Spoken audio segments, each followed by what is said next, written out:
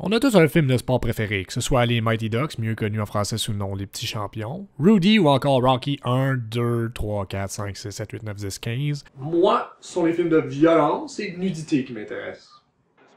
À quoi on a affaire ici? On a des femmes habillées légèrement, des hommes qui agissent en pimp, puis des acteurs qui sont devenus quadraplégiques. La vraie question, c'est qui est l'actrice principale?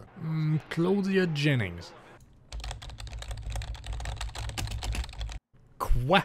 Un ex-playmate qui joue un rôle principal? Mais si vous êtes plus du genre domination, vous êtes aussi servi par la dominatrice qui connaît probablement pas les codes de sécurité. Quoi qu'il en soit, on a vraiment affaire ici à un film de première classe. Des semi-acteurs, des scènes sans queue ni tête, des voix hors champ ridicules. Looks like an easy hit right here.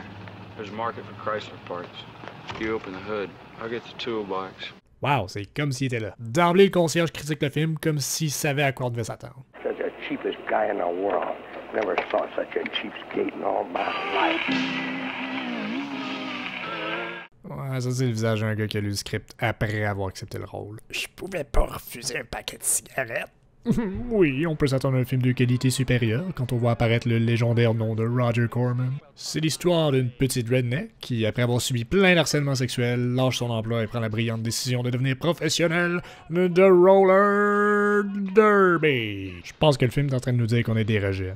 Allons voir ce que fait notre héroïne. Ah, ça venait juste d'être placé, come on. Puis à cause de toi, petit Timmy va être obligé de faire du surtemps. Ah, si seulement j'avais été capable de les arrêter. Ouh, de la cantaloupe! Que serait un film sportif sans training montage, bien entendu? À la place d'une merveilleuse chanson de Survivor, on a le droit à une chanson de merde faite par des gazous. Non, ne vous inquiétez pas, il y a de la bien meilleure musique qui s'en vient.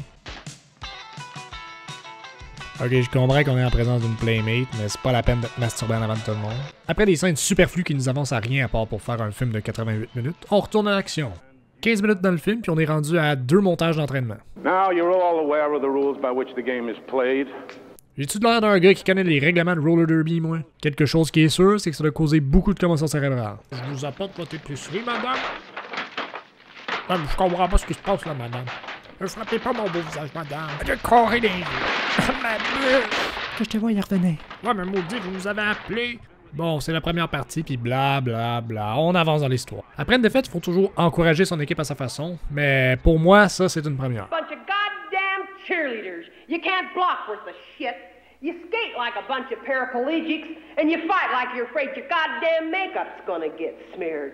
On introduit ensuite Burt fucking Reynolds. Attends une minute, toi là.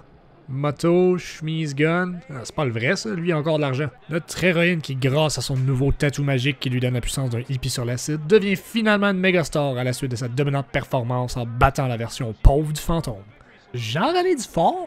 Mais naturellement, après toutes les scènes d'action, on doit toujours avoir une scène inutile. Que peuvent-ils nous offrir? Si vous aviez choisi de la conduite en état d'ébriété, je vous félicite! Le bon vieux temps où on pouvait boire et conduire. Mais que je te prenne avec un cellulaire. Sérieusement, par contre, ce film-là a probablement inspiré Rocky 3. Les deux personnages commencent de la même façon, ils sont underdogs, ensuite ils font des commanditaires, vivent dans le luxe. Rocky va toutefois finir par acheter un robot. La seule vraie différence, c'est qu'on n'a jamais vu les parties génitales de Rocky. Ah oui, j'avais oublié. Mais sa montée au sommet plaît pas à tous, preuve à l'appui, elle se fait fourrer une volée par sa coéquipière puis une moufette obèse. Bon, est-ce qu'on arrive à la fin? Parce qu'à date, environ 40% du film était du padding. Encore 30 minutes. Puis là, tout d'un coup, c'est comme si la foule réalisait qu'il regardait un film stupide de roller derby. Bon, les deux filles se battent jusqu'à ce qu'Alextor se fasse une fracture ouverte sur le béton.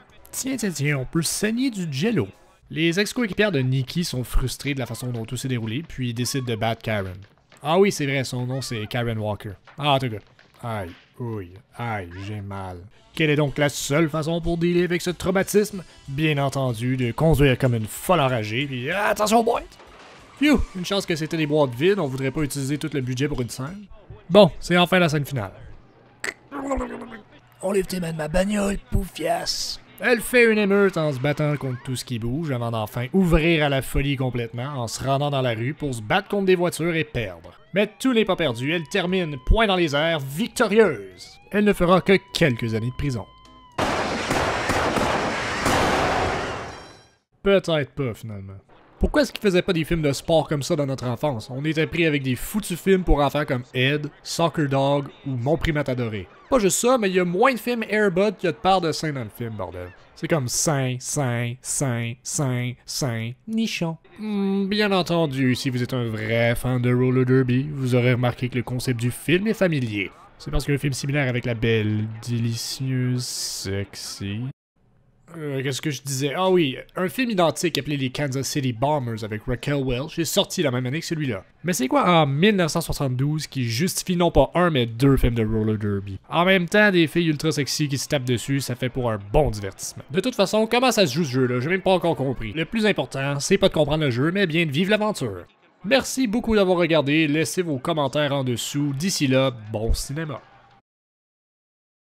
So you're really gonna be a big star, huh?